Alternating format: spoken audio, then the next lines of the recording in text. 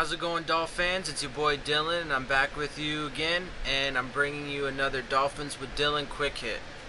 So just real quick, I have a couple things I want to talk about.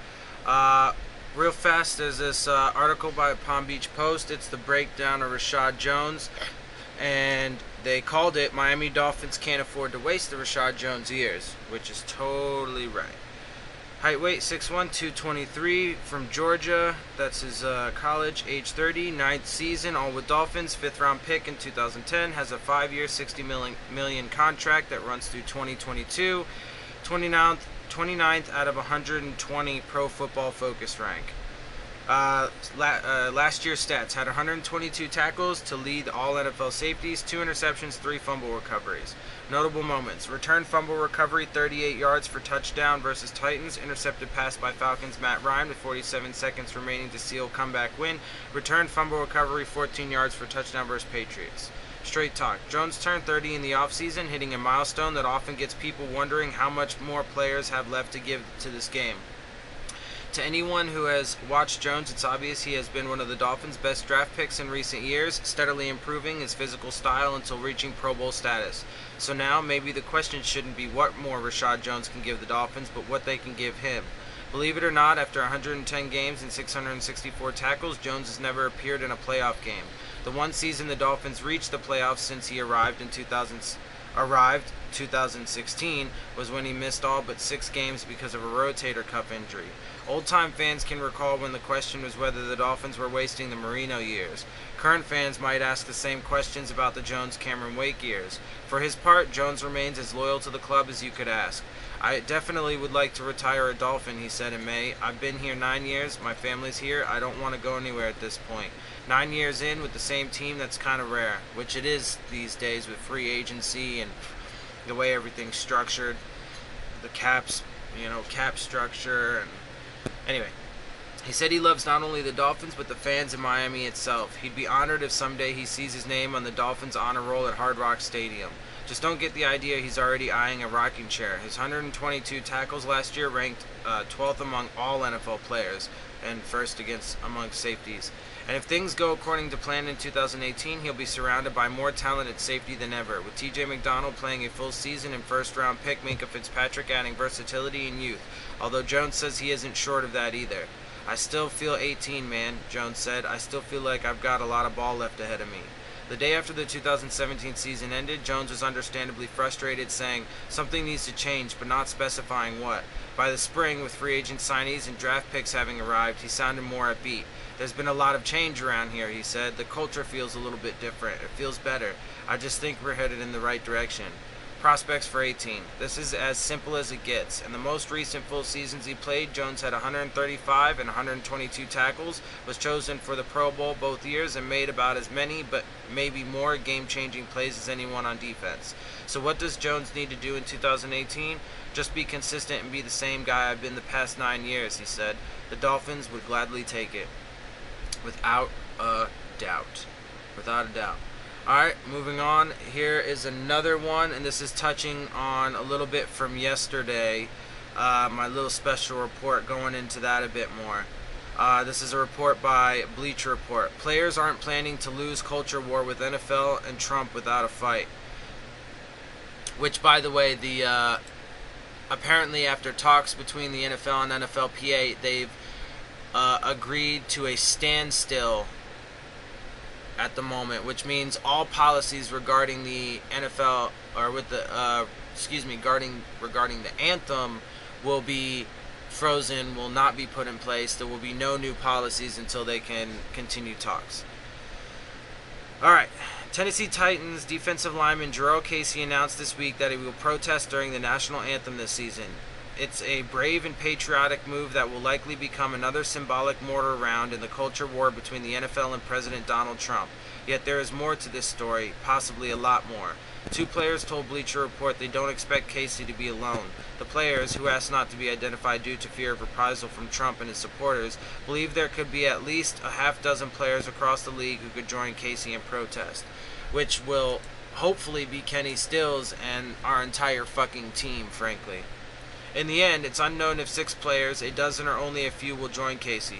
What we do know is that Casey represents a resistance some players have to the NFL's edicts that players ceasing protest on the sideline, and to Trump himself. You know what? Since he came out and flat out said he's going to do it, more players should just do it. If somebody's going to do it, you might as well all fucking do it together. It can't be emphasized enough how big a deal this is. Casey is a star, a 3-time Pro Bowler who has tremendous clout throughout the NFL. If he and other players continue protesting, it illustrates that the wave started by Colin Kaepernick and kneeling for the national anthem is no mere look at us moment, but a new sports civil rights movement. It also shows that the players won't back down no matter who puts pressure on them. That takes real courage, true patriotism. See, and that's what patriotism is all about. Protesting and standing up for what's right, and standing up against things that are wrong. And I mean, this shit is just blatantly wrong. If you want to understand just how nasty and bloody a fight this is going to be, look no further than what the Dolphins are allegedly proposing. Now, before I continue this, let's make it clear that the Dolphins had to give that report to the NFL. They had to give those policies to the NFL. Had to. By rule, by regulation, they had to do it. And with this whole national anthem bullshit going on, and with the NFL's policy on it that was put into place, they didn't have a choice. And they have stated, officials from the team, they don't really intend to suspend anybody. They just had to put it in there, and that's the max punishment. The 4-game suspension is a max punishment that can be given as per, the rules. So let's stop making it seem like the Dolphins are all of a sudden fucking, gonna start, fining their players for protesting for social, protesting social injustice. Come on, that's absolutely ludicrous.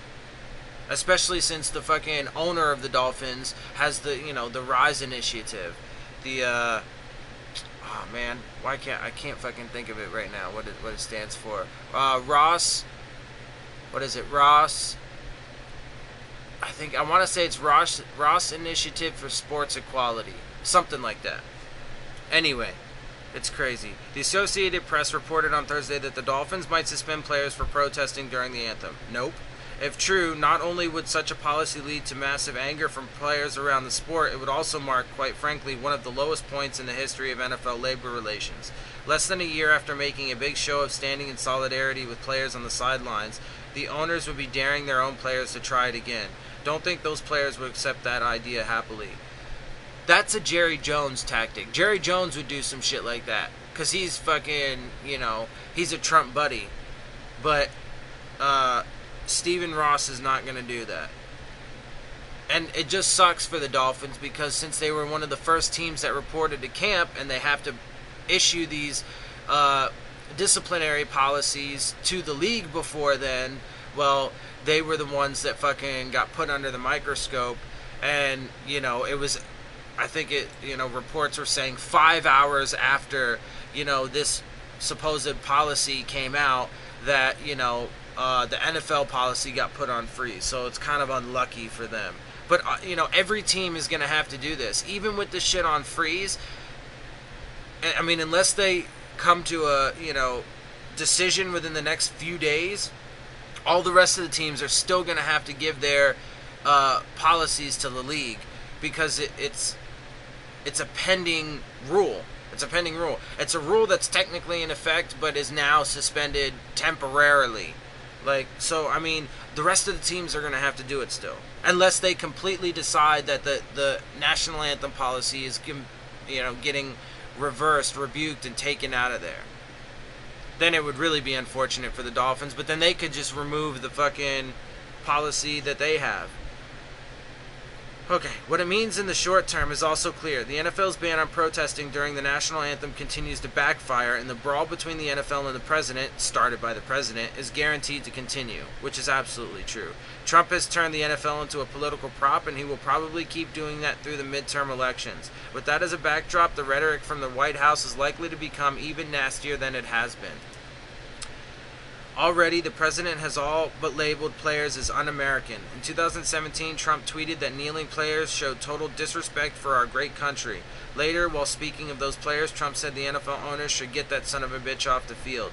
The NFL, terrified of Trump and his supporters, tried to quiet the debate by passing a rule that players must either stand and show respect for the flag and anthem or stay in the locker room. If a player doesn't, the NFL can fine the team. And if what the Dolphins may be proposing happens, the team could also fine the player directly. Despite the changes, the president still attacked the NFL, and with an electoral season at hand, the NFL is sure to make for a good political punching bag for Trump to sell his vision. Undaunted, the NFL Players Association filed a grievance this month against the NFL, which is also on pause while they fucking do these talks, by the way, saying the new protest policy changed without negotiation, which is an infringement on player rights. On Thursday, the NFL and union released a joint statement saying any changes to the anthem policy are on hold as they try to finalize a solution that makes both owners and players happy. But it's impossible to have any faith in a league that allowed this mess to get this far in the first place. Yeah, I mean, the NFL really needs to fucking get their head on straight and take their head out of their ass. And there's no NFL policy that can account for the maelstrom surrounding national politics these days.